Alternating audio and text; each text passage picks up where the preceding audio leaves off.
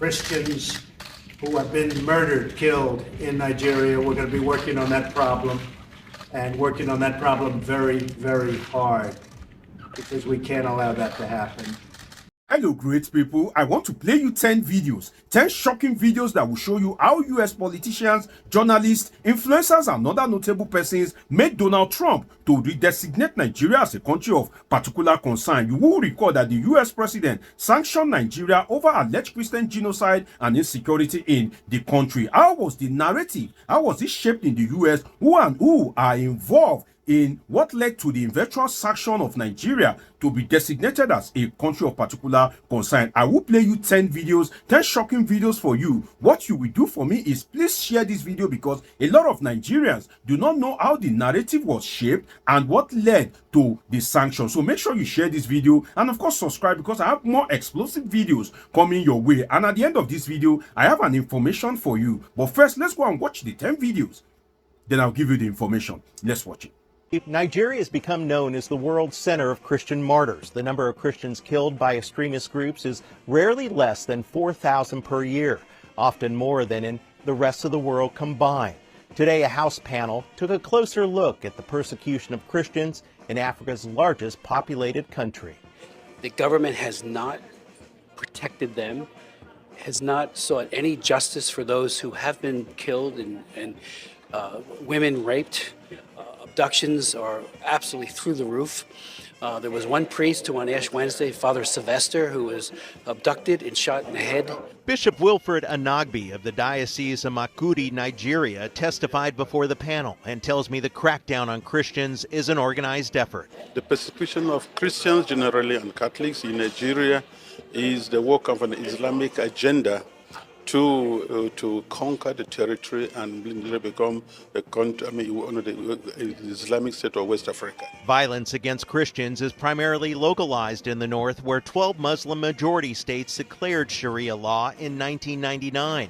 But the rise of the extremist movement, Boko Haram, in 2009, has escalated the murders of Christians in the region. Democrats blame the Trump administration for making the problem worse. That the mass cancellation of USAID projects and the dismantling of USAID by the Trump administration will only worsen this violence and weaken the institutions needed to combat extremism. The bishop and others are also urging President Trump to redesignate Nigeria as a country of particular concern, which gives our government some tools to try to bring them into a proper alignment when it comes to religious freedom and making sure that Christians and other religious minorities were not persecuted. The death toll continues to rise. Some are calling it a genocide. Many say that this is an issue the Trump administration cannot ignore. I request and I plead, I ask you to redesignate Nigeria as a country of particular concern. This has both a practical and diplomatic meaning to signal that you are paying attention to what happens to us.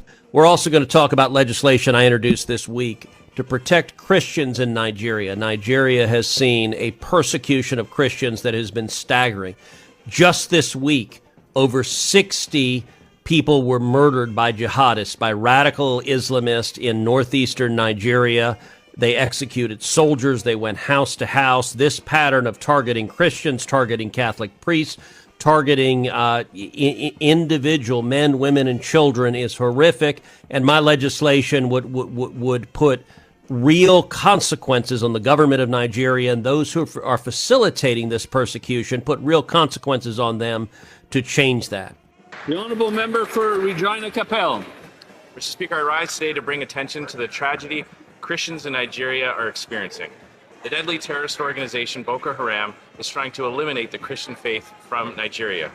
This is the same terrorist group that kidnapped dozens of young schoolgirls and burned innocent civilians alive in cages. According to reports, over 3.5 million people have been forced to flee their homes. 3 churches are destroyed every single day. 7,000 Christians were massacred this year alone, and the faithful must now meet in secret or in burnt-out sanctuaries. Sadly, the world is turning a blind eye to the plight of Christians in Nigeria. There are no embedded journalists covering the violence. There are not daily updates. Politicians around the world are not asked questions about how they will respond. We cannot ignore this violence and tragic loss of life. We must speak out and shine a light on what's happening. so that people can donate to relief efforts and provide support to those displaced by violence. To my brothers and sisters in Christ, we know you know the power of prayer. We will not forget you. Stay strong. Keep the faith. There was no Truth Nigeria. There was no media organizations. And you know what was happening to those people? To Lawrence and Masara Kim and all of them? The journalists sitting in the big capital cities, the big cities and in the capital, who were taking the line from the government and didn't have the courage or the integrity or the professionalism or the character or the motivation to go to those frontline villages. They just bought the line from the government that it wasn't really happening, and they bought the line from the U.S. State Department that this is nomadic tribesmen being forced to move from climate change. The Fulani are not really terrorists. Oh, the fact that they're Muslims got nothing to do with it.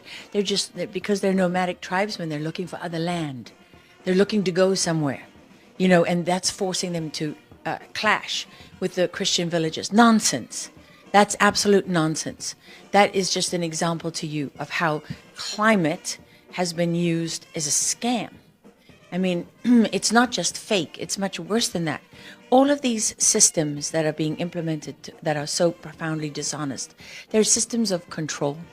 How do we control the people, control the information and the narrative, and then have that as cover to do whatever it is that we want to do, which, by the way, is to go into Christian villages and not only annihilate people. I mean, in one of the recent attacks that Truth Nigeria has reported on, putting women and children inside cages in the market and burning them alive.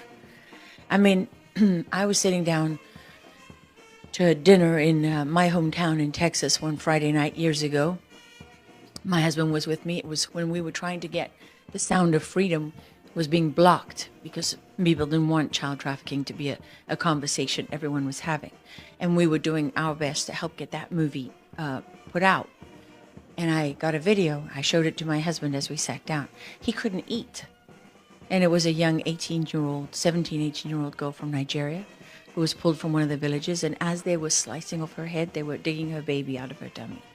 And she was well advanced in pregnancy.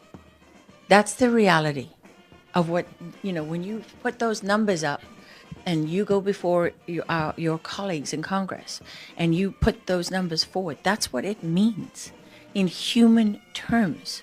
I mean, Lawrence once was calling Doug and myself, he's sitting in the back of a meat wagon on the bodies of his friends and neighbors with malaria. Remember, after that he went out with malaria for weeks. I mean, these the courage of the people who are on the front lines reporting this cannot be overstated. But the challenge that they face is that the media itself denies the reality that they see and report on with their own eyes and ears. I mean, that's without conscience. Honestly, I stand before all of you in the National Press Club of the United States of America, the most powerful free nation on earth, where we have First Amendment rights. And I cannot say strongly enough to the press corps, do your job. Do your job. Because we are supposed to be the inspiration and also the safety net for journalists everywhere. It is truly without conscience that you can witness the execution of people and have it denied because journalists are too lazy, too corrupt, too stupid, too cowardly to stand up and tell the truth. That is without conscience. And, we have to stop being afraid of what people will say to us. We have to stop allowing those who tell the truth to be punished and those who lie to be rewarded. More than any president of my lifetime, President Trump has pursued a path of peace. And we very often, I think, ignore the way in which our foreign policy is either an instrument or an impediment to people all over the world being able to practice their faith. And we know, and as of course I learned in this breakfast last year, I believe there were some Nigerian priests who were being persecuted and were trying to protect their flock despite incredible persecution. We know that some of the biggest groups that are persecuted all over the world today are Christians. And the Trump administration promises you that whether it's here at home with our own citizens or all over the world, we will be the biggest defenders of religious liberty and the rights of conscience. When President Trump talks about the need to bring peace, whether it's in Russia and Ukraine, whether it's in the Middle East, we of course have to recognize that as a policy oriented towards saving lives and carrying out one of Christ's most important commandments. But I think we also must recognize it as an effort to protect the religious liberty of Christians. Because over the past 40 years, it has often been historical Christian communities who bear the brunt of failed American foreign policy. And that is, in my view, perhaps the most important way in which Donald Trump has been a defender of Christian rights all over the world is he has a foreign policy that is oriented towards peace. We have done it already so much in the past 30 days, and I'm proud that we will work for peace all over the world in the remaining 4 years of President Trump's term. And I think that's an important thing. You sent a letter to Secretary of State Marco Rubio. You called on the State Department to redesignate Nigeria as a country of particular concern due to the persecution of Christians in Nigeria. What's going on there? Yes, it's really, truly a tragedy what is happening in Nigeria. Just this year alone, 7,000 Christians have been killed by Boko Haram, an Islamic terrorist organization.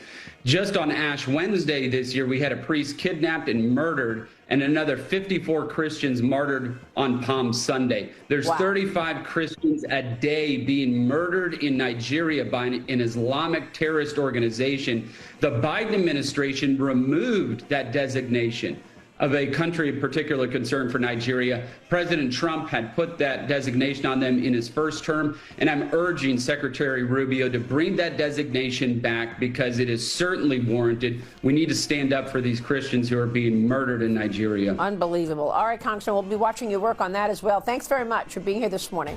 Riley Moore joining us. Thanks, sir. We'll be right back. Nigeria, I mean, the fact that this issue has not gotten on people's radar. Right, no one's talking about it. It's pretty amazing. If you don't know what's going on in Nigeria, your media sources suck. You are in a bubble. Not, and again, I'm not a Christian, but they are systematically killing the Christians in Nigeria. They've killed over 100,000 since 2009. They burned 18,000 churches. This is so much more. These are their Islamists, Boko Haram. This is so much more of a genocide attempt than what is going on in Gaza. They are literally attempting to wipe out the Christian population of an entire country. Where are the kids protesting this? Thank you. No one will talk about it, so thank you. Absolutely. But there are other things to know. Yes. And including the fact that in Sudan right now, which nobody is talking about, you have Arab militia murdering people by the wheelbarrow, including the fact that Africa right now is being overrun by Islamist terrorists, including Boko Haram, with no conversation about that at all. I did it last week. Exactly. Nigeria. Yeah, Nigeria. I mean, this is an actual planned genocide. Yes. I mean, they really want to kill all the Christians in that country, and they are systematically doing it. And the fact that there's almost no response from the global left and no attention from mainstream media is a crime against African people, black people, and human rights. I agree with that 100%. Tell us what's happening in Nigeria. And as you know, I've been very vocal calling out the mass murder of Christians. Over 50,000 Christians have been murdered in Nigeria since 2009. Over 20,000 churches and schools have been destroyed, burned to the ground. And you have Boko Haram and other radical Islamic terrorist groups that are targeting and persecuting Christians in particular. And I will tell you, the government of Nigeria is very unhappy with me. They have decried my saying this. I have introduced legislation to designate them a country of special concern, and the government of Nigeria is very unhappy. And I've said, look, there are far too many government leaders who have turned a blind eye to what is happening, who have acquiesced in what is happening, who are enforcing either Sharia laws or blasphemy laws and facilitating the persecution of Christians. And as I said, the Nigerian government has been vigorously resisting me in this. Give me your judgment. What do you see happening in Nigeria, and what do you think is actually the truth? Nigeria is the most important African country. It has the largest population.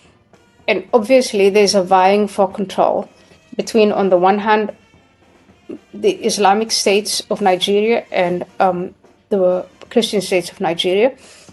And it used to be about 50-50, but because the Islamist movement, Boko Haram and others, they want to apply force, the jihadist force, this sort of gruesome killing that we've seen on October 7 in 2023 in Israel. Yeah. So what is going on in Nigeria? The Islamists in Nigeria are killing Christians. They're burning their churches. They're raping their women. They are invoking blasphemy laws. So in the southern regions of Nigeria, Sharia law is the law.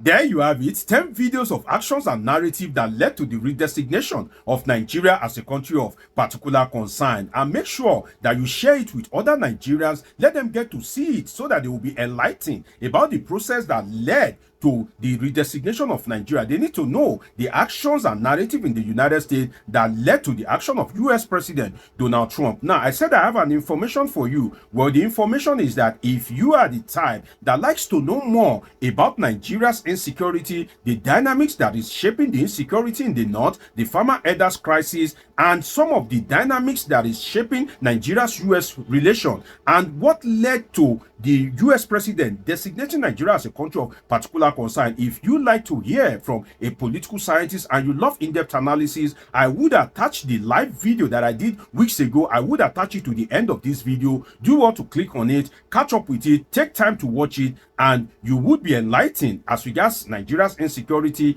and US relation, particularly the designation of Nigeria as a country of particular concern. It's been an interesting time with you on this episode. Subscribe, turn on your notification button, catch up with my past videos. I have more explosive videos coming your way on this particular topic. Make sure you subscribe. See you in my next video. I love you all sincerely.